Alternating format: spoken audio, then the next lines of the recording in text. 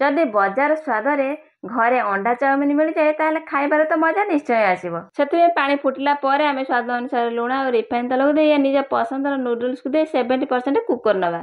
ସେ ସିଝିଗଲା ପରେ ଆମେ ତାକୁ ଛାଣିକି ଥଣ୍ଡା ପାଣିରେ 2-3 ଥର ଧୋଇ କିଛି ରିଫାଇନ୍ ତେଲକୁ ଗୋଳେଇକି ଥଣ୍ଡା କରି ରଖିନେବା। ତାପରେ 2ଟି ଅଣ୍ଡାରେ ସ୍ୱାଦ ଅନୁସାରେ ଲୁଣ ଆଉ ହଳଦୀ ଦେଇ କଡ଼େଇରେ ରିଫାଇନ୍ ତେଲ ଦେଇ ତାକୁ ଭଲସେ ଭାଜିକି ରଖିନେବା।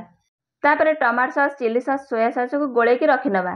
ତାପରେ କଡ଼େଇରେ କିଛି ରିଫାଇନ୍ ତେଲ ଦେଇ ଅଦା ଆଉ ରସୁଣକୁ ଟିକେ ଭାଜିଦେଲା ପରେ କ୍ୟାପ୍ସିକମ୍, କଟା ପିଆଜ ଆଉ କଞ୍ଚା ଲଙ୍କାକୁ ଟିକେ ଭାଜି ନେବା, ଯେମିତି ପରିବା ତକ କ୍ରଞ୍ଚି ରହେ। ତାପରେ ନୁଡଲ୍ସକୁ ପକେଇ 2 ମିନିଟ୍ ଗୋଳେଇ ଦେଲା ପରେ ସବୁ ପ୍ରକାର ସସ୍କୁ ଦେଇ ଗୋଳେଇ ନେବା।